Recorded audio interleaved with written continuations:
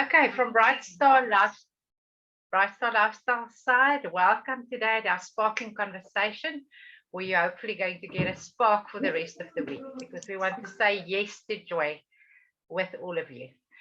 Today's guest speaker is going to be Delicia Baben, and the topic is why should I care? We'd love to listen to you now.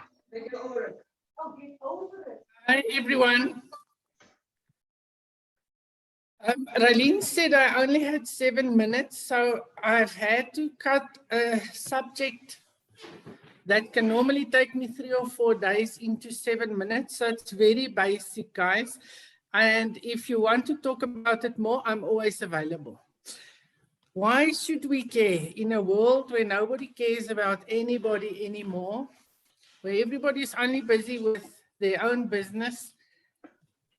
Does it really matter? Should we care? Should we stop caring? What should we be doing? So when we talk about caring, we want to specifically focus on empathy. Empathy is described as the ability to see things from someone else's perspective. So there's many definitions for empathy, but basically it means you go stand in somebody else's shoes, but not just to observe, also to feel with and to experience with. So why should we care? Why should we practice empathy in our lives? It's a key skill in all relationships. If you think about any relationship that you find yourself in, if there's one person in that relationship that doesn't try to understand what's happening to the other one, that relationship has very little chance of surviving, or has very little chance of having 2 happy people in that relationship. One might feel that they're being used or abused, then there's no empathy. You can resolve conflict with empathy because you can definitely mindfully try to understand what the other person is thinking and feeling. Why don't they agree with what you say? Obviously, in the process, you can build teams, you can build partnerships. So you can see it can improve any kind of relationship in your life. So now, who says empathy is necessary? I'm going to start with verses in the Bible, and I was surprised about how many there are when I started looking. Firstly, Romans 12 verse 15 says, rejoice with those who rejoice. Weep with those who weep. In other words, feel what they're feeling. Hebrews 13 verse 3, remember those who are in prison, as though in prison with them. That's empathy, ne? And those who are mistreated, since you are also in the body. Maya Angelou, a bit more modern, says, I think we all have empathy. Now this we can discuss, because do we? We may not have enough courage to display it. And it's important to understand that it does take courage. It's easy to stand back and see someone suffer and not be part of it. It takes courage sometimes to stand up for someone when you believe in what's happening there. Albert Einstein said, peace cannot be kept by force. It can only be achieved by understanding. That's profound if you think about it a bit.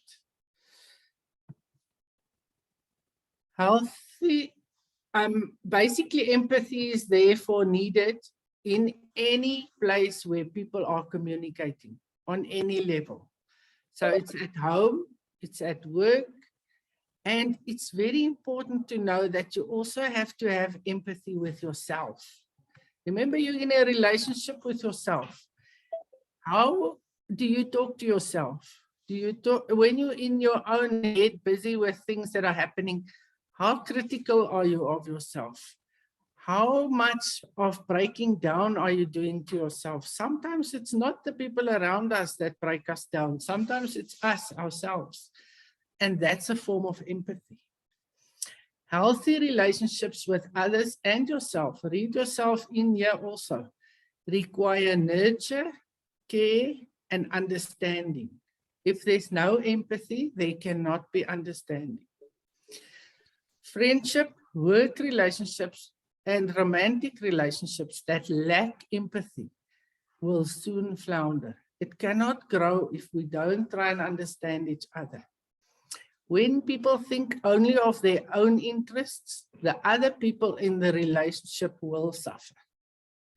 When you read about narcissism and all these kind of things that people have to live with, it is basically a lack of empathy. Someone in the relationship really doesn't care. They just don't care. And you cannot, a relationship like that cannot survive. How can I improve empathy in my own world? Interestingly enough, one of the things that I recommend you do a lot of is read books and watch movies. Basically, you're entering another person's world this way. So try and understand really how that person feels that you are watching in that movie. Then active listening. When you ask someone about their world, listen. This is especially very easy to practice, not easy to do, but easy place to practice this is in your workplace. When you work with people of other cultures, you work with people of other religions, start asking and listen. Listen really what they're saying. Because things that we don't consider as important is hugely important to them. And if you listen with empathy, in other words, you listen to try and understand, it makes a huge difference.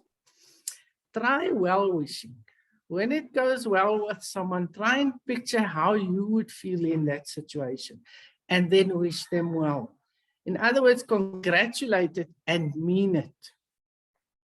The same way you can use any emotion, but also yourself. Congratulate yourself when you achieve something.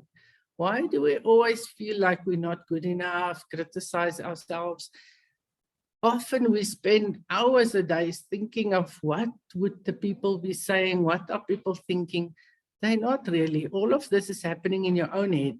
So where is the empathy that you should have with yourself?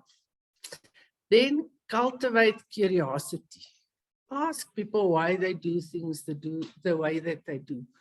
We are also careful of not offending people that we've stopped learning about people.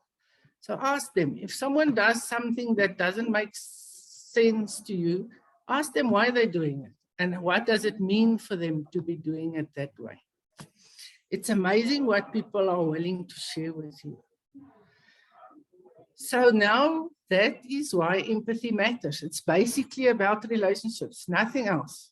Any relationship that you have with anybody can benefit from empathy. So empathy is about standing in someone else's shoes, feeling with his or her heart, seeing with his or her eyes. Not only is empathy hard to outsource and automate, but it makes the world a better place. So now instead of asking you questions, I'm going to read you a story. This story is often used in demonstrations of empathy. So listen to it and see how you feel while I'm reading it. I was riding a subway on Sunday morning in New York. People were sitting quietly, reading papers or resting with eyes closed. It was a peaceful scene. Then a man and his children entered the subway car.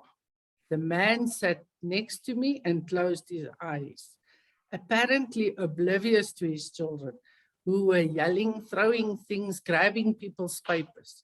I couldn't believe he could be so insensitive. Eventually, with what I felt was unusual patience, I turned and said, "Sir, your children are disturbing everybody on this bus. I wonder if you couldn't control them a little bit more." Okay, how do you feel about this at this stage?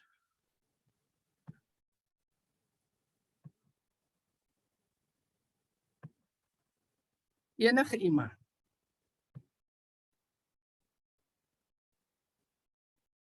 Julle is baie stil. I think we've got an idea where this is going. So Oh. I think Yeah, me too. Yeah. So you're scared. we say we are frustrated because we're sitting there and we also would feel frustrated. But you already told us about empathy, so now we're moving into empathy. Don't want to put it, yeah. So you don't want to commit to anything. Okay, I'll read the second half now. Amanda's got the idea. The man lifted his gaze as if he saw the situation for the first time. You're right, he said softly. I guess I should do something about it. We just came from the hospital where their mother died about an hour ago. I don't know what to think, and I guess they don't know how to handle it either. Suddenly, I saw things differently. Because I saw differently, I felt differently. It's important to read that sentence. Because I saw it differently, I felt differently. And I behaved differently. My irritation vanished. I didn't have to worry about controlling my attitude or my behavior. My heart filled with compassion. Your wife just died. I'm so sorry. Can you tell me about it? What can I do to help? Everything changed in an instant. Very different when you know the story. Okay, that's it. Thank you very much. Anyone want to say anything? I want to leave you with that, because that's often what we do, is we judge, we decide we know something about something in someone's life, and we don't really. We can never assume to know. That's why it's important to communicate and ask. Ask people what's happening. Why are you behaving like this? Ask them anything to try and understand better what's happening with them. And yourself. I want to repeat that. Okay, anybody with a remark? We've got 3 minutes. It was very quiet today. So, Amanda. Hi, Amanda. Yes.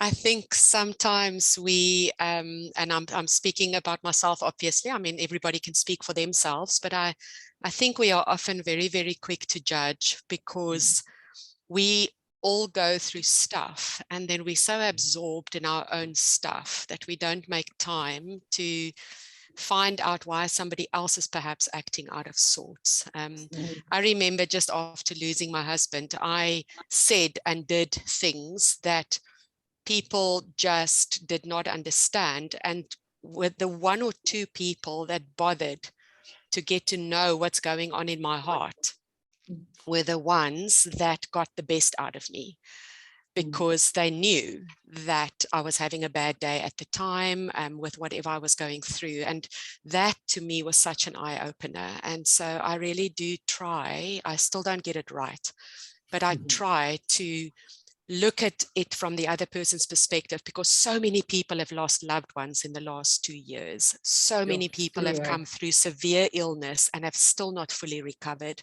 So many people have lost jobs or income, and everybody's reality is just so different now to what it was 2 years ago, that if we just take that little bit of time to get to know the person's heart, we would see that their short answer, their abruptness today is perhaps not directed at me.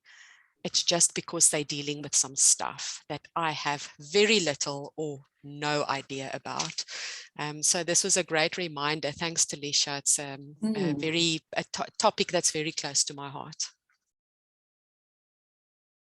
And I think very few of us realize how many people are in a process of grief and loss at the moment. And the whole world is actually filled with sadness and brokenness. It's tough. People are going through very tough times. Yeah, and remember, when you add fear to loss, then you get to anxiety. And that's another thing that we're experiencing. So we really need each other's empathy to get through this period of our lives, of the world's life. And there might just be other challenges as well. So I'm going to call it a wrap. If you want to stay on and talk longer, you're welcome. But let's get out there and hear and see and experience what other people are experiencing. Take care, everybody.